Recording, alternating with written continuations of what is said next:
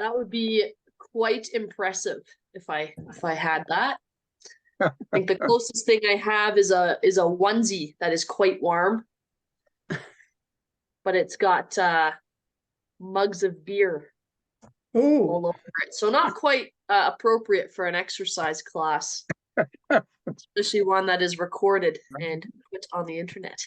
Right. But it's perfect for walking the dog when it's like -20 out, because that is a fuzzy, warm, full onesie. Good. Oh, that's cool. Yeah.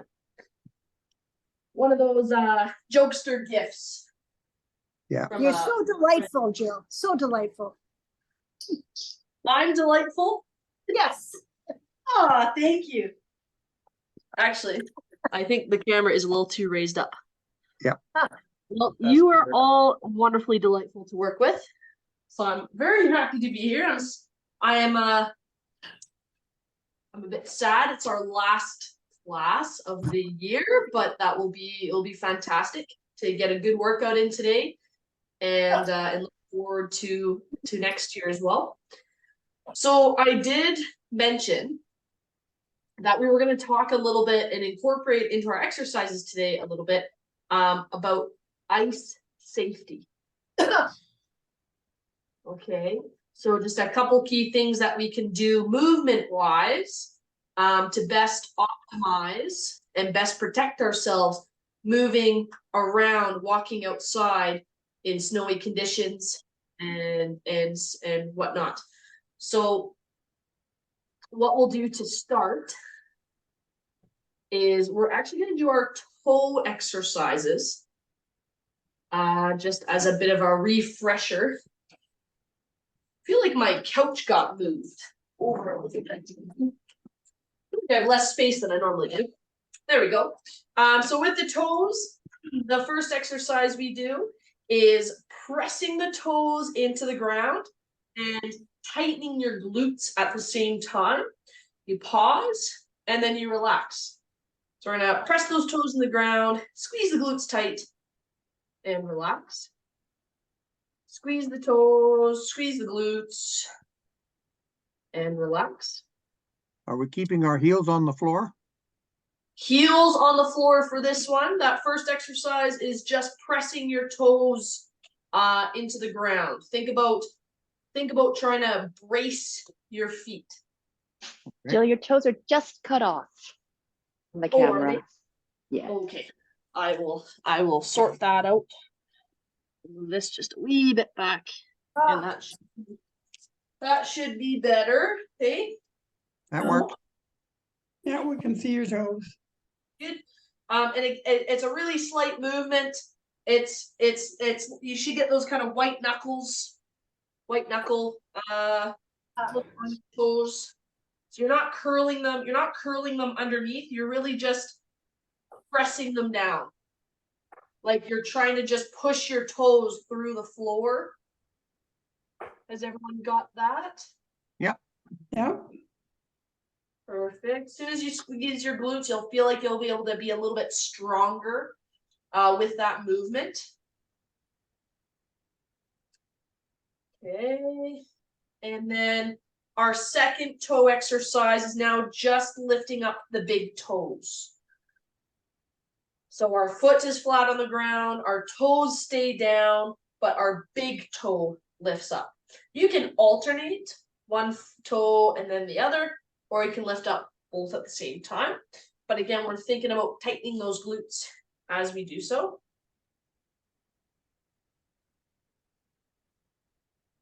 Excellent. So we can also call this toe yoga. It's the toes moving in all different areas. We'll do 2 more here. So big toes lift up, glutes tighten up, and then once more. Good. Okay, you might need to kind of shake out the toes a little bit in between. Toga, toga, toga. Toga. There you go. It's a little bit different. Good thing your video's off. And we've got all our toes up now, and we're pushing down just the big toes. Oh, that's a little trickier. That one can be a little bit trickier. Again, you can alternate. Sometimes that's a little bit easier, or just both down and then up. And again, tighten your glutes.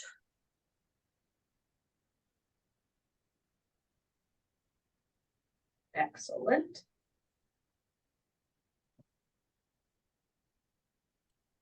Big toes down, tighten the glutes and back up.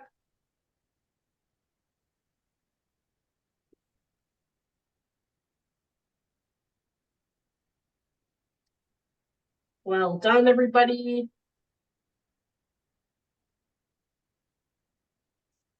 Okay, and then rest. And then our fourth toe exercise is this time the toes stay down, but we press our heels up. And so what I want you to be cautious of is that your ankles don't turn outwards or inwards. They come straight up. And they also don't hyperextend, right? You just press through the toes with strength, really feel it in those calves, your lower limb, your lower leg portion there. Good. So press through the toes to bring the heels up and squeeze the glutes at the same time.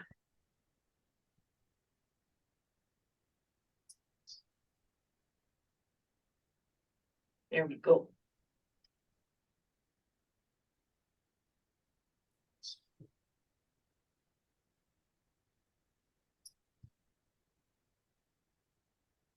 Makes a difference squeezing the glutes.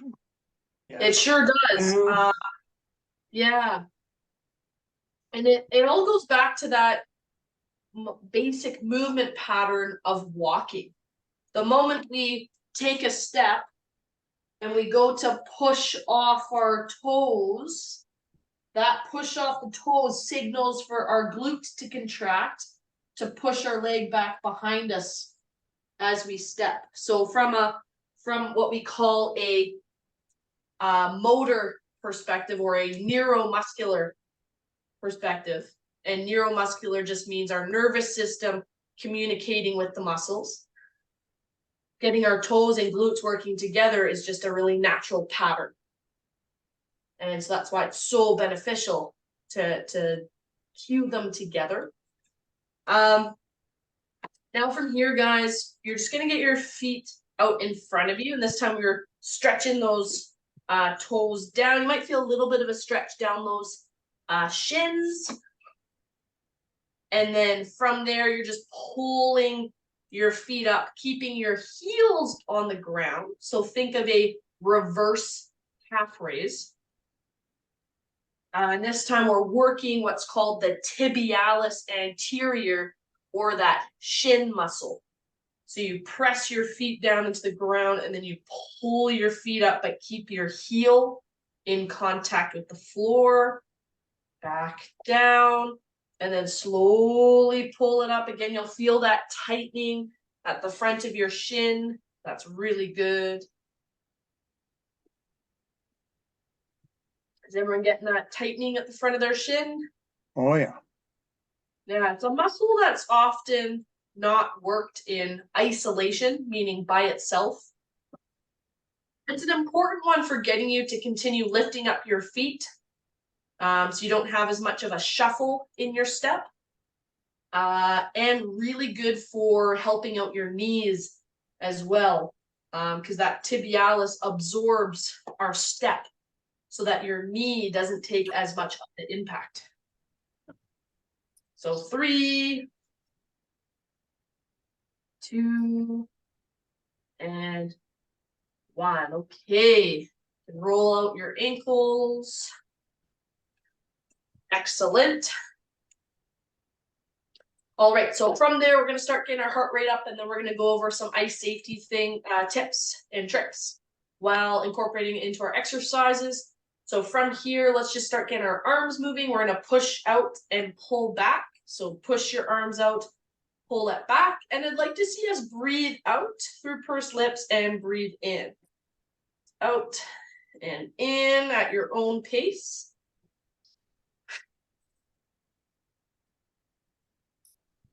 There we go.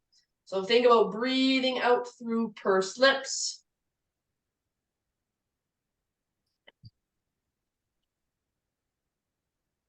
Good work, everybody.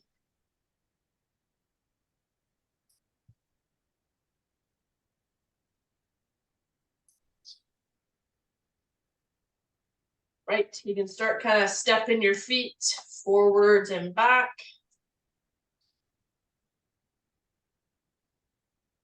There we go. As we start getting into that breathing pattern. And let's push forward, pull back, side to side. Push forward, pull back, side to side. Push forward, pull back, side to side. Push forward, pull back, side to side. Push forward, pull back, side to side. Push forward, pull back, side to side. Woo! I can't go side to side and put my feet forward at the same time. That's a tricky pattern, isn't it? Yeah. I can't do that either.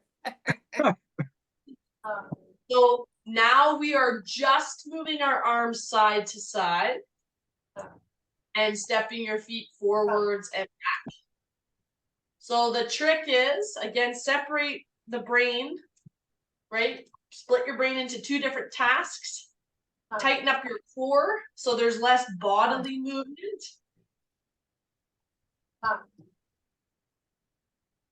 There we go. It's easier that way. What's that? It's easier that way.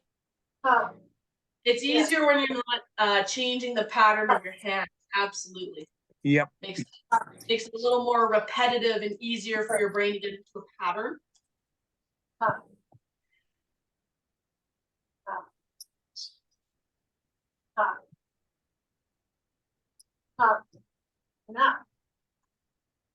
There we go, team. Woo! Okay, 3, 2, and 1. Excellent. Okay. Mhm. So, one key thing when moving around in the ice and snow is you need to change your gait. Okay, and so what that looks like is if everyone just starts marching, and if you are standing up, I'd actually like you to walk forwards and back. And it's always good to have something for balance support within grabbing distance. So whether you want to walk forwards and back beside a wall, beside your chair, just make sure you have something within grabbing distance. And if you're staying seated, that's wonderful. We're going to go back again to forwards and back stepping. So as you're stepping, and if you're staying seated, think about what it's like when you're standing and walking. Everyone reaches their heel out, plants down, pushes off to take their next step. I'm feeling that we tend to reach with our heel and our foot comes forward in front of us. Right? Yeah. Reaching forward, when it's slippery, that reaching forward is taking our center of gravity or our point of contact away from our center of mass. So if you think about when people slip on something, whether it's a wet floor, ice, you know, leaves rotting on the ground, those are super slippery. It's either a step and we slip this way, or it's once you've stepped and you slip that way. Right? So when you know it's slippery, we're going to adjust our gait to keep our feet more underneath you. So instead of reaching to step, I want you to pick your knees up a little bit and take smaller steps, almost a march, But notice how my feet are staying more underneath me. Okay, and we do that naturally. When And we're if some of you do that naturally, that's Yeah. awesome. yeah. If you don't do it purposefully, Uh, sometimes that's your body's way of compensating to maintain your balance. And that's awesome. Okay, but being more conscientious of picking your feet up smaller steps so that your feet stay more underneath you is one really good way to help you navigate potentially slippery situations. Okay, and something as simple as you walk into the grocery store when it's snowing outside and lots of people have already tracked in a lot of water. yeah. Right? You walk in, lift your feet a little bit. Don't worry about looking, odd, It's okay. Used to it. right? That doesn't matter. And if someone really thinks, oh, that person's walking funny, cool. That's okay. At least you're not going to be slipping, right? From here, we're going to reach and across your body. And really, people notice and observe things a whole lot less than we sometimes think. Right? People really aren't that observant. And really protecting yourself is the number one thing. Another key thing is balance support. Something as simple as having a walking pole.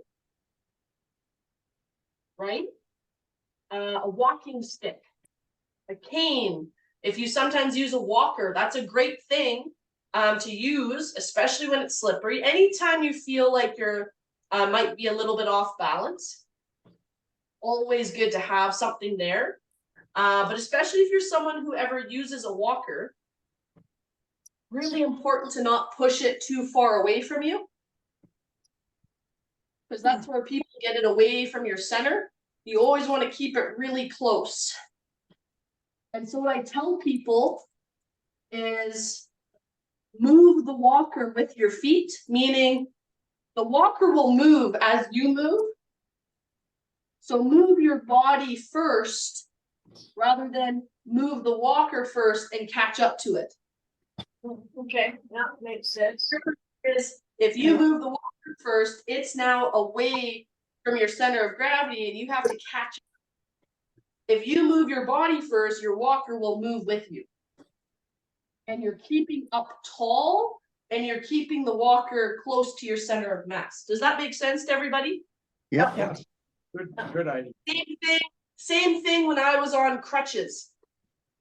And when I get some of my clients and my young athletes and they've got crutches post-surgery, injury, they always want to rush and reach their crutches out. I go, don't. Make your crutches move with you. Keep them close to your body. Okay? So from there, relax the hands and arms. Because we should be feeling warmer. Mm-hmm. Yeah.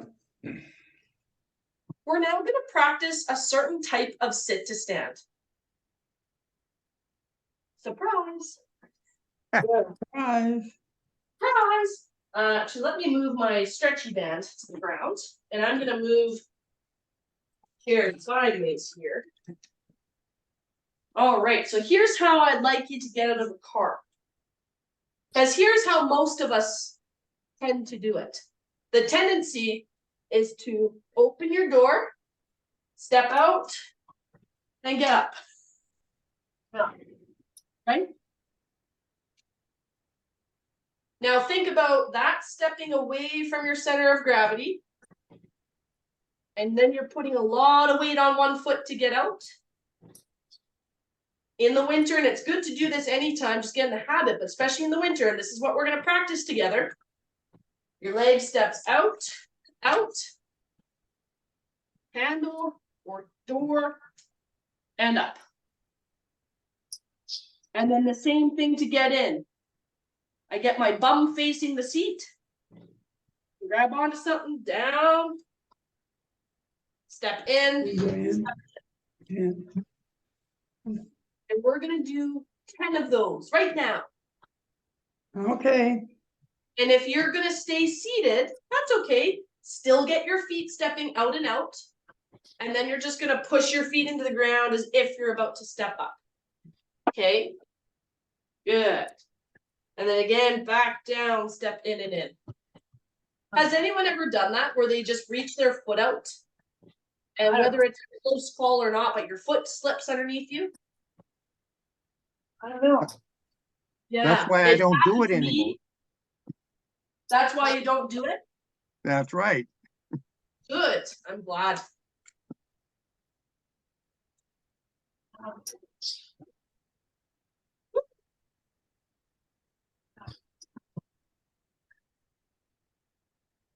There we go. Great job, everybody.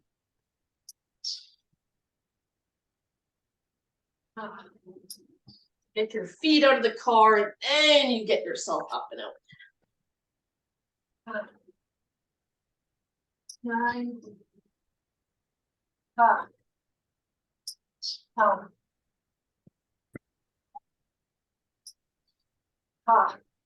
The only thing about this, it doesn't work very well with cars that have running boards, because the running board sticks out.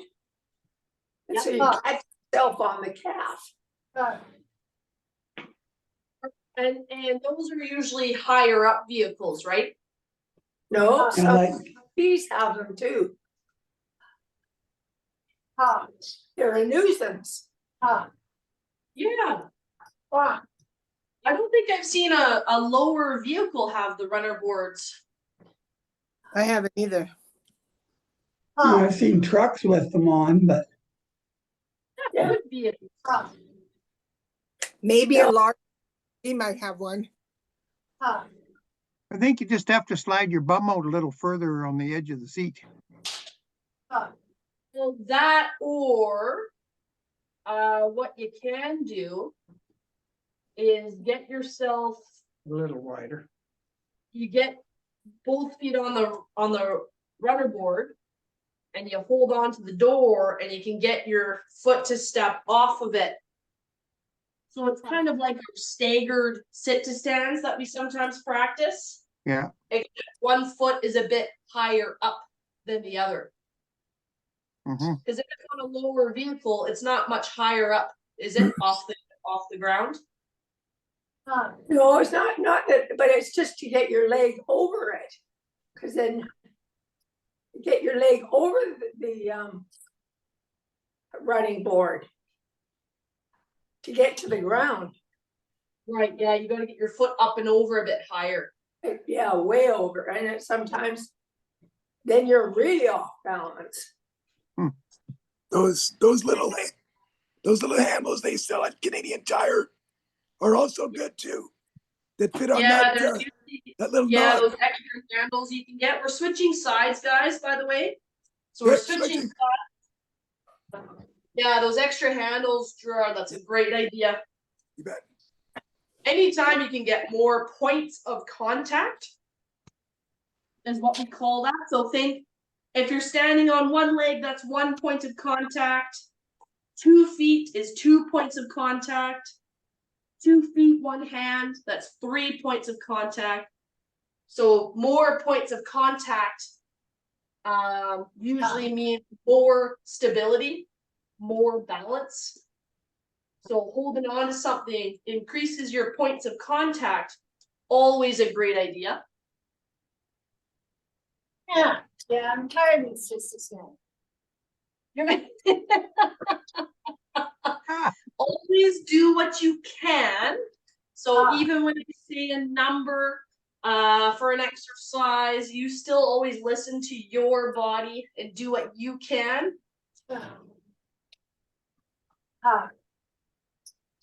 with the Guys are- running board problem, that's when you ask the other person in the vehicle to help you out.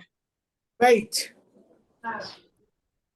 And depending on who that is, sometimes gotta take extra precautions as well. Definitely. Because if someone doesn't brace onto something slippery and they use both hands to try to pull you out, you're kind of both put more at risk. Right? Like if Yeah, we're you're pulling right. something standing up, we're off balance. So make sure if you're getting somebody to help you or you are helping someone else, increase your points of contact, stagger your feet so it's a wider base of support, and then okay, Good point. because don't ever get to the point where you're trying to help someone up like this, No, right? So always get feet staggered. Actually, let's include that in our exercises. Grab your weight. Oh, this is going to be so fun. Okay, so if you are choosing to stand, you are going to be here. And this time we're going to have 2 hands on the weight because our weight is lighter than a person.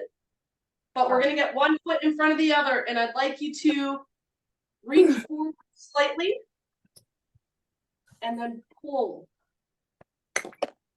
So reach forward down towards your knee and then pull up. Reach down towards your knee.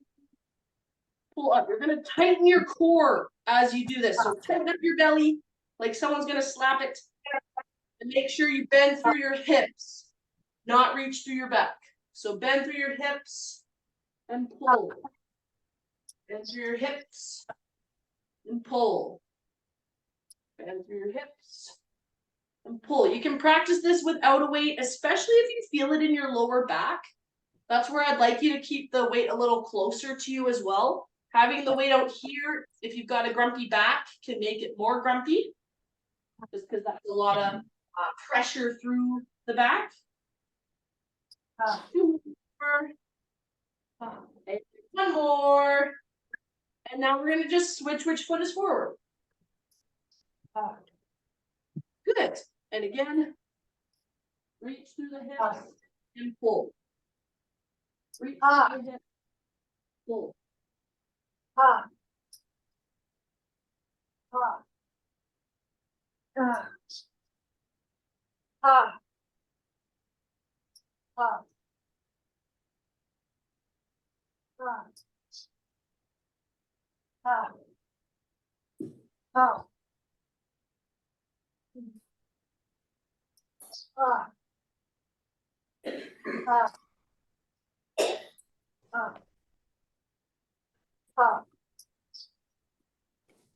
There we go. Great job, team. 3, 2, and 1. Good. You're going a little bit fast there. I'd like to see us slow down. Any movement where you guys go to bend over. Okay. We can sit back down. You can put the weight to the side. Good. How's it been feeling so far? We've done a lot of work. You might need to get into your recovery position. Nice. Yeah, really well done, team. While we're recovering, having a rest, is there any questions so far? Or comments?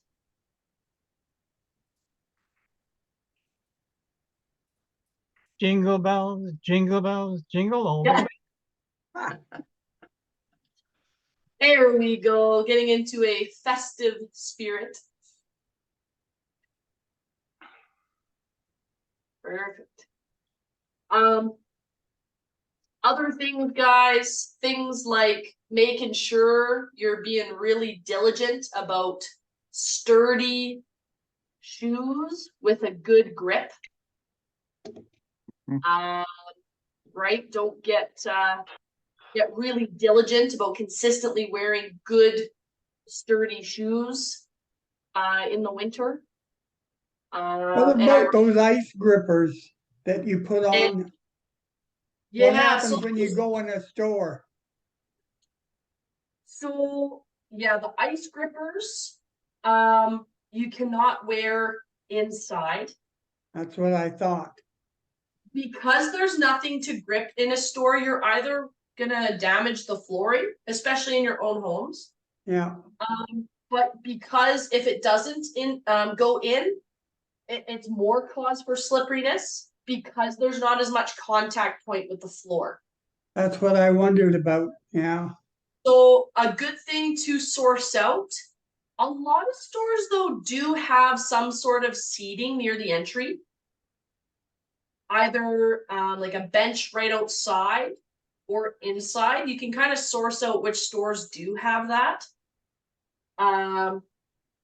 Because a lot of those can be, fairly easy to put on and take off. Or you just kind of source out when you're going to wear them or not. But two things to look at when you're getting spikes. One is the number of spikes on the bottom. Make sure there's more than 5. I've seen Okay. some where it kind of has the diamond pattern and then just 2 at the bottom, and that's really not enough contact points. And the other thing to look at is I know there used to be at Costco, but they laid flat and they were round and then you folded them up onto your shoes. Those tend to not stay on as well. I really like the ones that look more like a shoe. If you have to kind of struggle a little bit to put them on, they're going to stay there. Okay. So you kind of got to find that balance of you're able to put them on. But if they have kind of they go up and over your toe and they come up on the heel and they're formed that way, those are better ones to get. Okay. You Does that get a lot make of snow where you are? Sorry? You get a lot of snow where you are? Yeah, I'm in the Okanagan. Okay, so you do get you're not south. Not an insane amount of snow compared to most of Canada, but certainly more than the lower mainland. Right. Usually. Especially Yeah. where I am. I'm higher up in the mountain. Right. I have a pair of boots that have spikes that go in and go out. So the bottom of your shoe, they fold in, and then when you're in the snow, they go out. Clip. I will have to look those up. That's awesome. Get to the name. They're pretty expensive, but they're cool. Although I haven't- Cool. I haven't heard those yet. Very cool. You have a key that you can turn on for snow, and you can turn it back off to push it back on for traction You open and on close the it boot. on the On boot. the boot. On the boot. On the boot. Wow. That's awesome. They're retractable. They Cool. retract.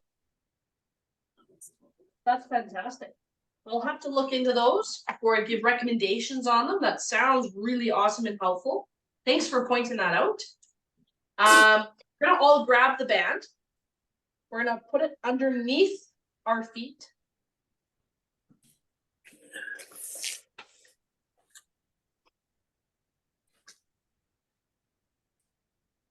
But for my fellow Okanaganers, you kind of know that the worst part about living in the interior is the melt freeze cycle. Yes. I think we almost live in the most dangerous winter area. If it was just dry, cold all the time, that's almost better slip-wise. We are going to go into our bicep curls. So your palms face forwards, and we're going to pull the band up. If you would like extra range of motion, you can turn your palms to face your thighs and then turn them forwards as you lift up. So that'll give that little bit extra range. That feels a little bit complicated, or you're not quite sure the movement. You can just keep your palms facing forward. You're still going to get some really good strength benefit there.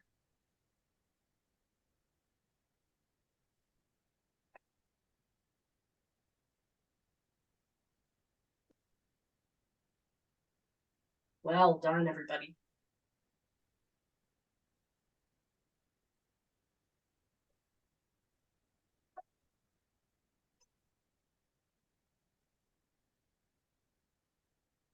Remember, it's helpful to breathe out on exertion. So exertion here would be lifting the band up. And we want to make sure we're keeping the rest of our body still, not rocking back as we go to lift up. 3, 2, 1. So from here, and really make sure that this is not straining when you do this. We want to pull straight arms just a little ways up and then down. So just enough that you feel a bit of tension in your shoulders. You're going to breathe out. And notice I'm barely lifting my hands beyond knee height. So I'm not sure if you can tell from the angle, but my hands start below my knees. And I just lift them up just past my knees. The range of motion here is really little. And we don't want your necks tightening up. We do not want this to feel like you are straining or exerting to do this. Just a slight little pull and down. Slight little pull and down. You want to feel like your shoulder blades are doing a lot of the work.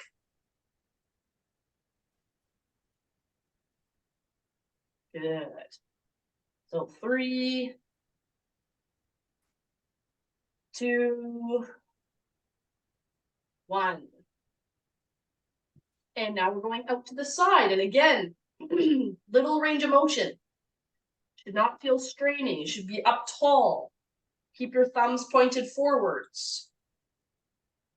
You want to feel like your shoulder blades are doing a lot of the work.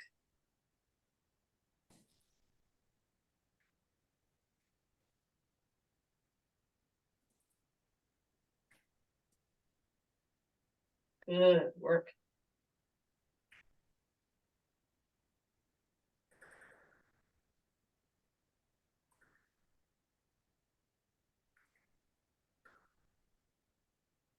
Great job, everybody.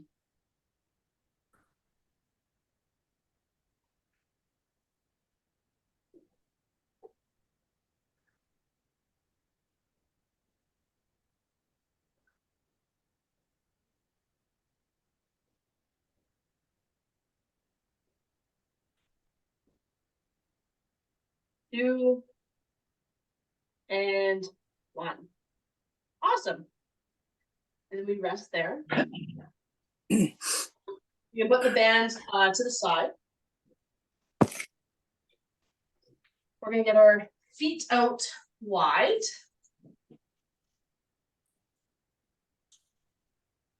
Good. And then the goal here is to go just halfway up. You can have hands across your body. You can hold a weight. Go just a little ways up off the chair and then back down. A little ways up off the chair, back down.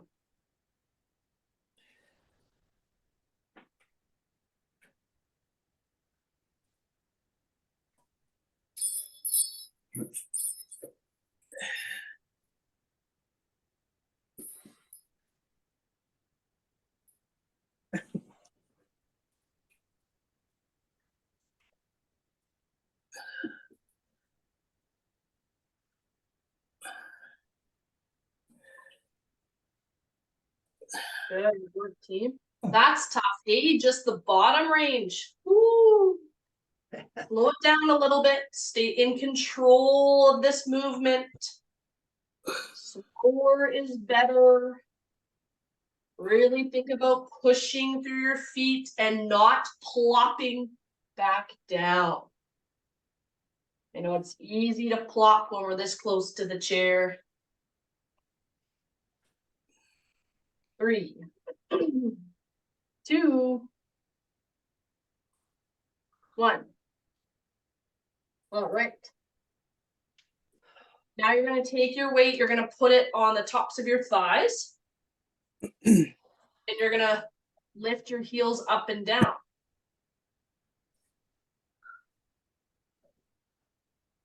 And I know we did basically this exercise as part of our toe exercises, our toga. But we've added the weight, and you're really gonna, you can really push down on your thighs if you'd like, just to add that extra work for your legs to do. It should feel more fatiguing than what we did during warm-up.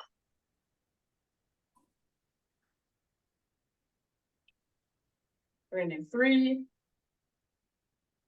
2, and 1. And now we're just gonna slightly turn our toes in and our heels out. Just a little bit of an angle. Up and down.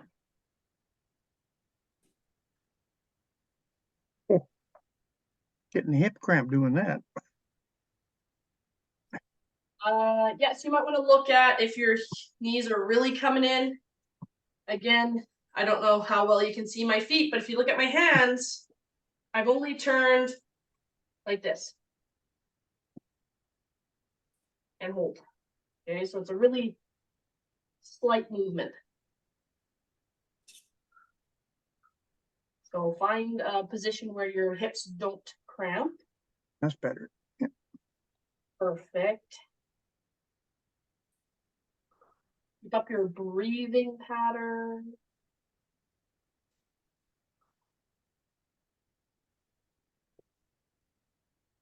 And 3,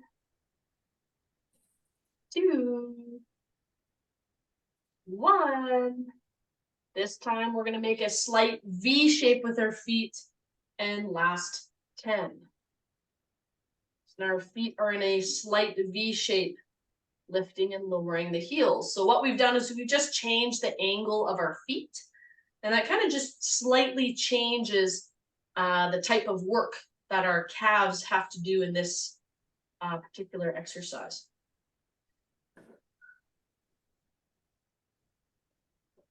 Four, 3, 2, and 1. Rest. Perfect.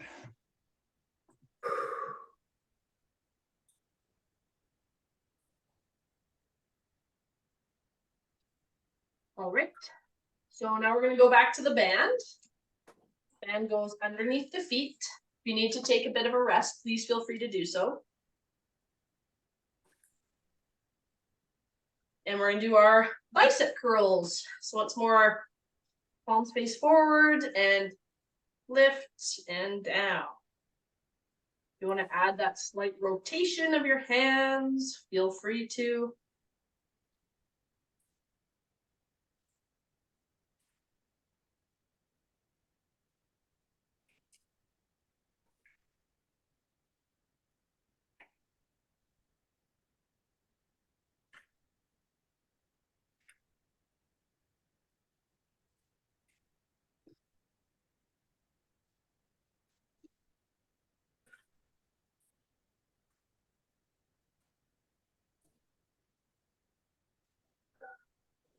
Good job, everybody.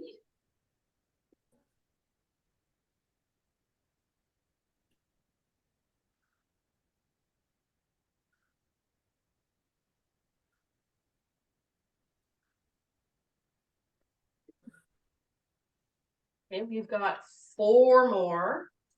4, 3, 2, 1. Awesome. So now we're going to lift our arms straight up. Again, you should not feel like it's straining at all. So we're just lifting partially up and down. Little ways up and down.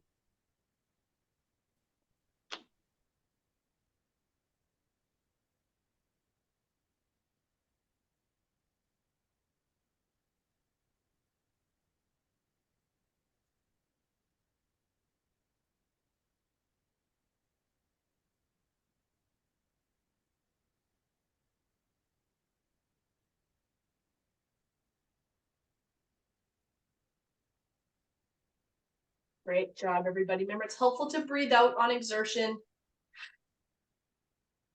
Please make sure it does not feel like you are straining as you do this. 3,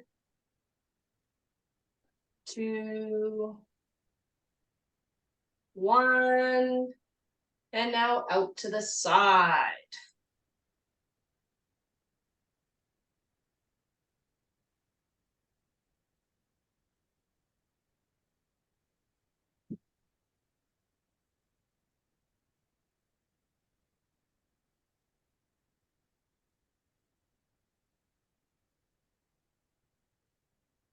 There we go.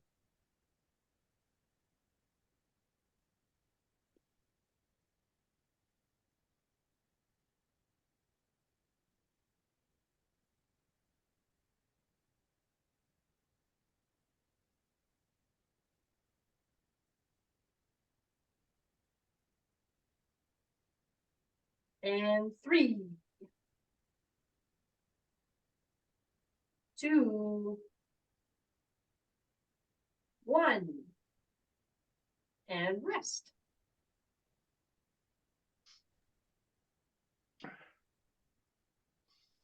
There we go. Great job, team.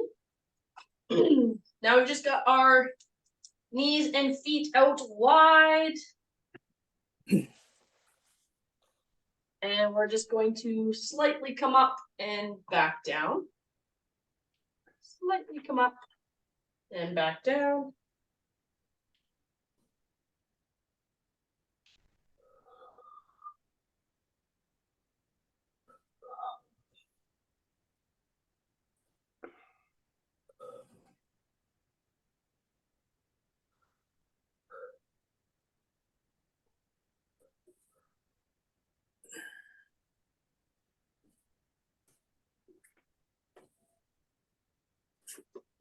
Great job. Make sure control is key here. We're not plopping.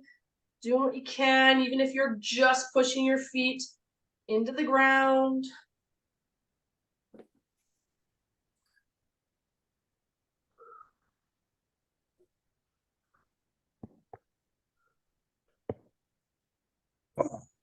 Yeah.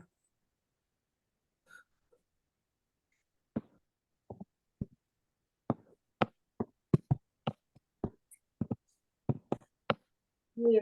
5, 4, 3.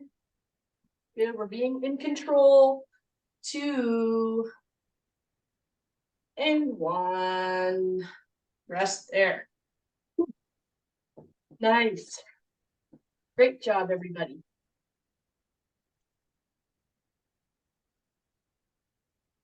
Excellent, excellent. Oh, those are the grips. Nice. And they grip out like this with this little key. And then you pull it out. Like this. See? Oh, wow. Do you know So- what they're called?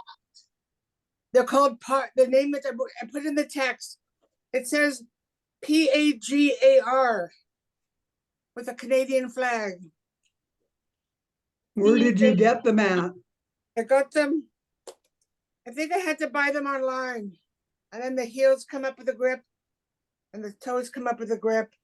But yeah, again, you still have to have the grips on, go into the store, sit down and flip them over. So it's like a makeover. So But much easier than taking on and taking something off. right. Check Amazon. Amazon has everything. Yeah, Amazon has them. Yeah, good. So just make sure you do your own research to find what fits best for you. Yeah, Yeah. read that review. Yeah. Into these options for sure. Thanks for sharing that. Mine look like Are Nice. they PAGAR? I'm sorry? Can you repeat the spelling for us? PAJAR. Pajar. PAGAR, okay. That's what it says on the screen. I don't remember. Yeah, it says Pajar. perjar.com. Touch the elbow. No, this won't go back. So that's super helpful. Thank you. And you put that in the chat, hey? I think I saw a message Yeah. pop up. It's in the chat. It won't go back. Welcome to look at the chat and explore it further. Look to see if that's something that could work for you. I'll definitely look into that as well. It'll be very interesting to see. That's awesome. Thank you. You know, to see the comments or the chats, you have to be on Zoom though, right? Well, you have to look at it now. Yeah. Oh. We're all on Zoom. No, I know, but to read it afterwards, you Yeah. have to Oh, be. I know. As soon as the meeting ends, it's gone. It's Yeah, I gone, know. yeah. So yeah, I should take a That's great. picture. Switch arms. You just don't want to lose the key. Okay.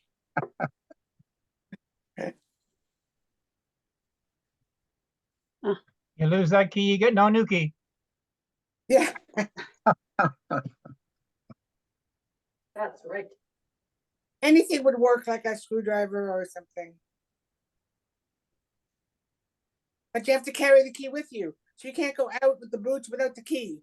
That's okay. You can attach it to your car keys That's right. just for the winter. And rest there. We're just going to grab underneath our chair, gently tilt our head away.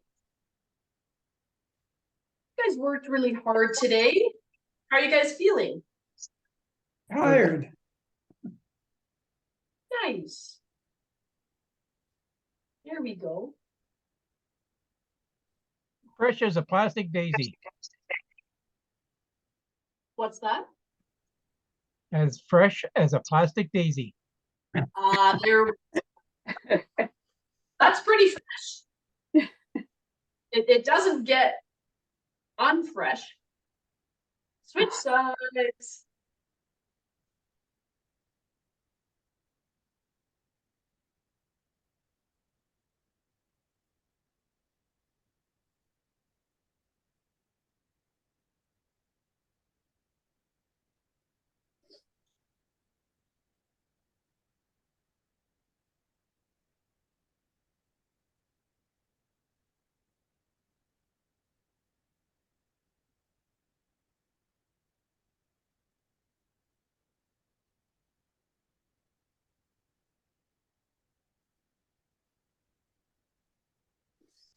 Okay, gently rest there. Reach out your foot. Remember to stay upright as you reach towards your toes.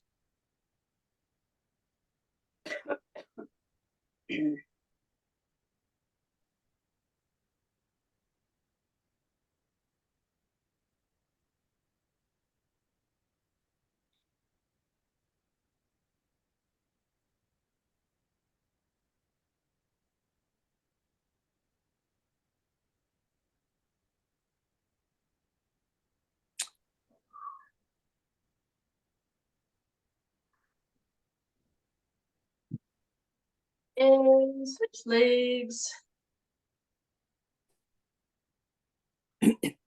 I've had a swollen foot, my driving foot, since my accident in September 30th, and it's still swollen. And I've had x-rays and ultrasounds. I can't find anything. So we're having a CT scan, but not till February. And so there's a lot of foot things holding on to my foot, holding on to the band with my foot that I can't do, or twisting it a certain way. So I just put it under my knees. That's a good adaptation. Have you been to physio? No, I haven't been to physio for my foot.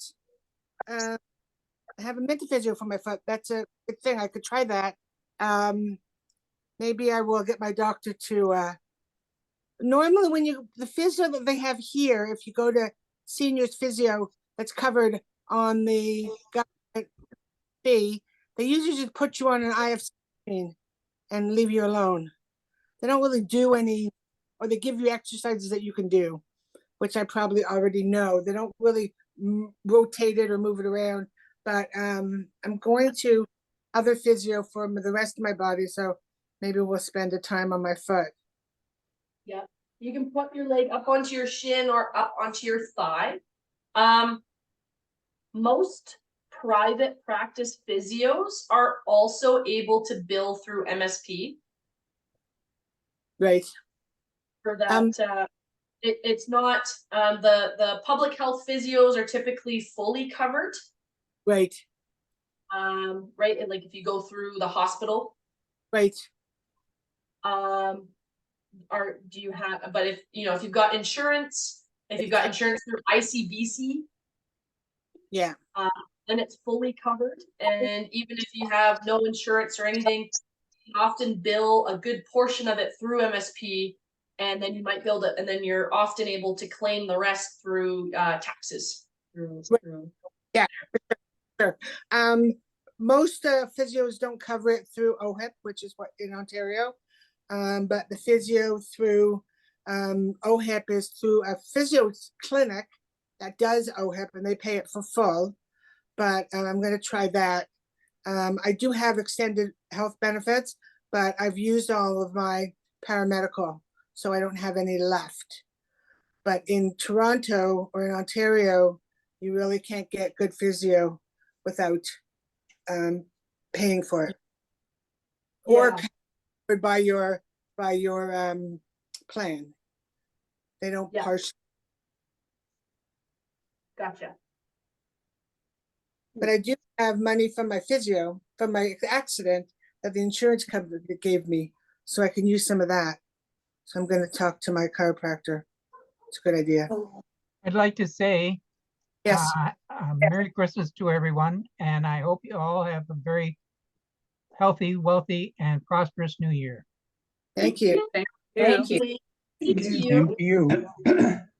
I'm gonna invite everybody to take a deep breath in and out with me. You can have your hands on your belly. We're going to breathe in. Have a little pause and then slowly breathe out.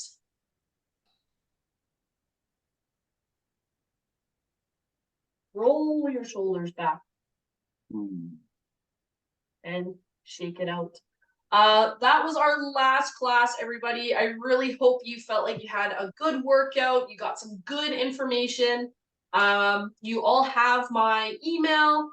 You're always welcome to reach out. If you feel like I don't get back to you in a good, timely manner, please feel free to follow up, because sometimes emails do get buried amongst all the others. So don't be shy that way. And I'm wishing you all the very, very best. Have a wonderful holiday break, and we'll see you in the new year. You have a Same to good you. holiday Thank you. too.